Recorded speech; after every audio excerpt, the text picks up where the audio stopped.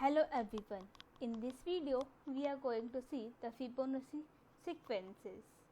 The Fibonacci sequence is a sequence where the next term is the sum of the previous of two terms. The first two terms of the Fibonacci sequence are 0 followed by 1. So how to implement this? So we will do. So let's get started. Int I, n, as I have mentioned that the two terms of Fibonacci sequence are 0 and 1, so we will initialize with t1 is equal to 0 and t2 is equal to 2. T2 is equal to 1. Next term for temporary variables. Printf. To display the message, we will display the message and enter the number of terms. Means how much terms do you want, till how much Fibonacci series.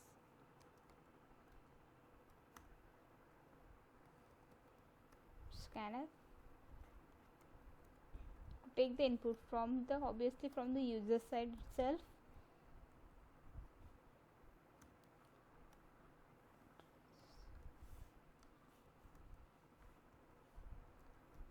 Printf.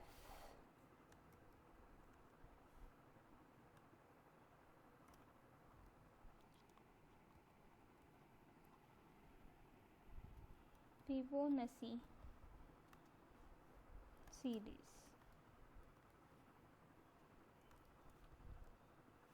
I will start the operation. Just second, we have not clear the output screen still.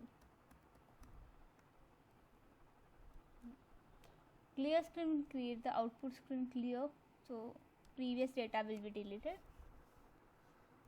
For loop, we are using a for loop. We initialize I is equal to 1 first of all. Now we will put the condition I should be less than or equal to n, and we will pre-increment the I.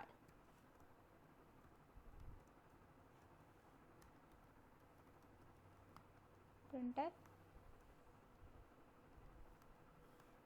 %d, t1.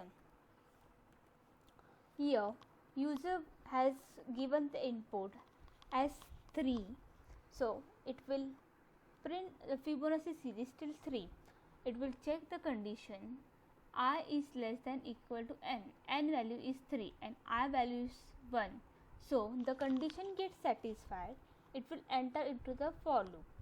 So first of all, it will print the message of t1. The t1 value is initialized first of all 0, as Fibonacci sequence start with 0 and 1. So it will first print as 0.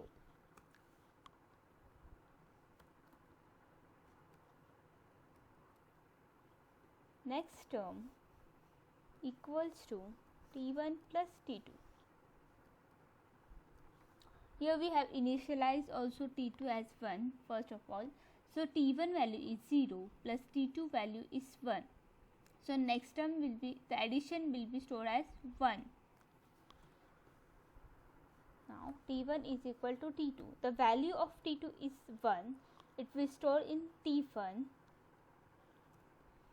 and next t2 is equal to next term.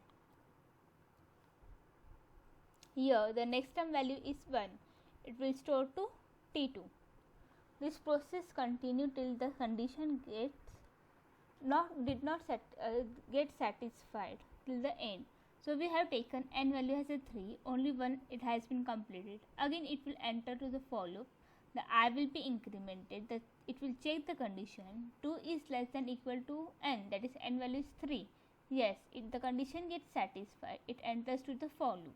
It will print the t1 message. Before it was 1, as t2 has given to t1 1, so it will print the message as t1 1 value. So 1 plus t2 next term has given the value t2 as in 1. So 1 plus 1, the next term becomes 2. Here t2 will store in t1, that is 1, and next term next term value is 2, it will store Bitcoin 2. So it will go again to the for loop to check the condition, increment the value 3. 3 is equal to 3, the condition gets satisfied. The T1 value is 1, it will print the value as 1. So the series will be 0, 1, 1. So T1 1 plus 2. The next term value will be 3. T2 value will be stored in T1 and next term value will be stored in T2. If we increment the I again, the I value is 4, the condition did not satisfy. So it will not enter into the for loop, it will get out of the for loop. Now we will put get ch to hold the output screen and return to 0. We will save this file, compile it, and then we will run it. So we will put the Fibonacci till 5. 0, 1, 1, 2, 3. This is the Fibonacci, the term we have put has been 5. So 0, 1, 1, 2, 3. Thank you.